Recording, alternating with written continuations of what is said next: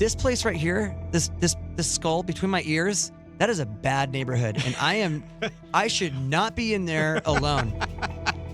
This place right here, Chester Bennington once said, tapping his head, the skull between my ears, that's a bad neighborhood. I shouldn't be in there alone.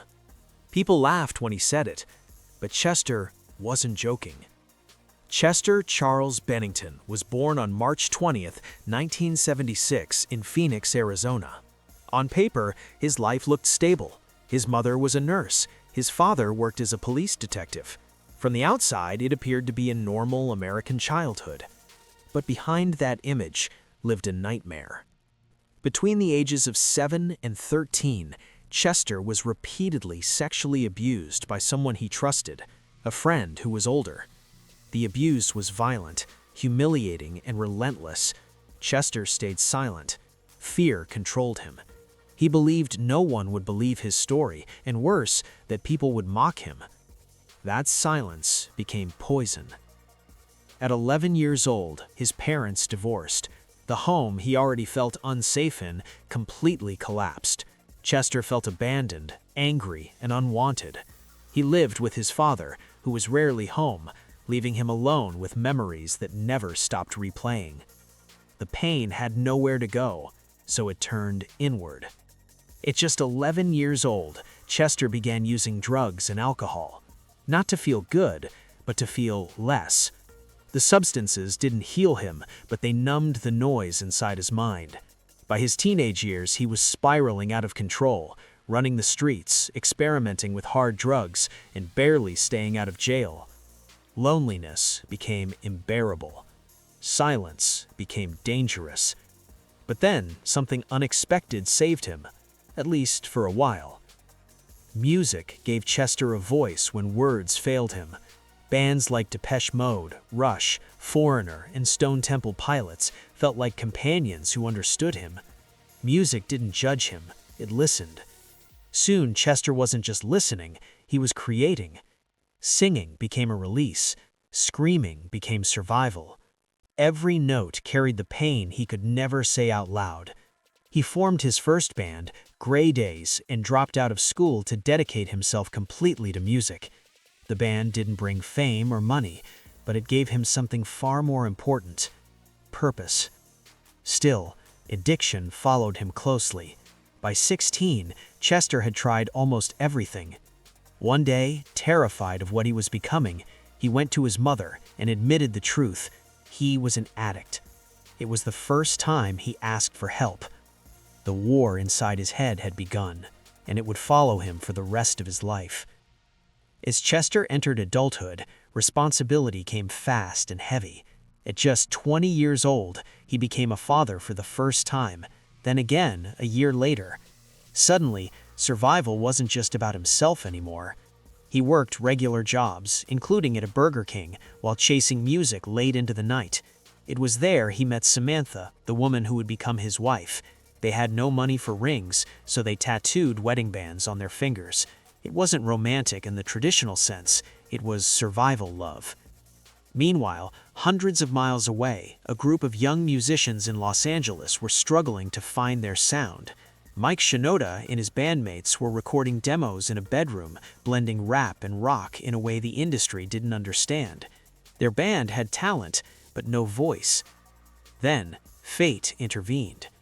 On Chester's birthday, producer Jeff Blue called him with a strange offer: record vocals for a band that had no contract, no money, and no guarantees. Chester didn't hesitate. He stepped away from his celebration, locked himself into a small space, and recorded vocals filled with raw emotion. When the band heard his voice, they didn't need a second opinion. That was it. Within days, Chester packed his life into a car and drove nearly 700 kilometers to meet people he had never met. He had no house, no safety net, no plan B. He slept on couches, borrowed meals, and was often borderline homeless. But he believed. The band became Linkin Park, and in October 2000, they released Hybrid Theory. It exploded beyond anyone's expectations. Songs like Crawling, Paper Cut, and In the End connected with millions who felt broken, angry and unseen.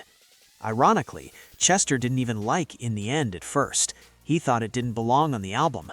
Yet those words, "I tried so hard and got so far, but in the end it doesn't even matter," became a generation's anthem. Chester's pain had finally found an audience. But success didn't silence the darkness. With fame came pressure, and with pressure came collapse. Linkin Park's second album, Meteor, was a massive success, but behind the scenes, Chester was unraveling.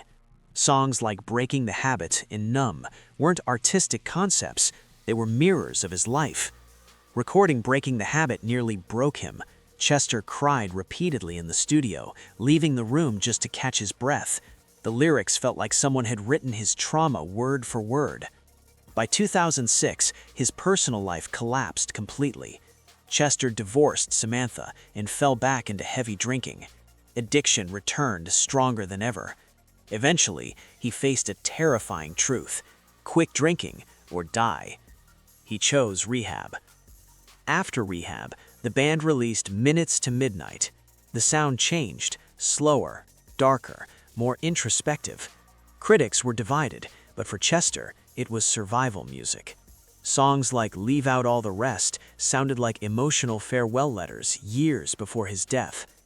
Chester later created a side project, Dead by Sunrise, because Some Pain didn't fit inside Linkin Park. These songs were darker, more personal, and brutally honest.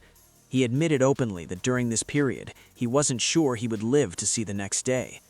Sobriety didn't erase the pain, it only made him feel it more clearly. In 2013, Chester joined Stone Temple Pilots, one of his childhood favorite bands. What should have been a dream turned into another wound. Former frontman Scott Weiland publicly criticized Chester, accusing him of replacement and betrayal. Chester felt crushing guilt and eventually left the band. When Scott Weiland died in 2015, Chester blamed himself, even though he wasn't responsible. That same year, Chester suffered a severe ankle injury, requiring surgery and forcing him off the road. Without touring, without performing, without escape, depression returned with full force. After nearly 10 years of sobriety, Chester relapsed. Then, in May 2017, tragedy struck again. His closest friend, Chris Cornell, died. Chester was devastated. He sang at Chris's funeral, barely holding himself together. The album One More Light became Chester's quiet cry for help. Instead of support, it received harsh criticism. Fans mocked him. One even threw a bottle at him on stage. The man who had saved millions now felt rejected by the very people he loved. Chester left no note, no goodbye, just silence. After his death, his wife shared a video of him laughing with his children, a reminder that depression has no face. Chester Bennington did not lose because he was weak. He lost because he fought for too long without rest. His voice saved millions, but he could not save himself. Rest in peace, Chester Charles Bennington. Your pain became our music. Your voice became immortal.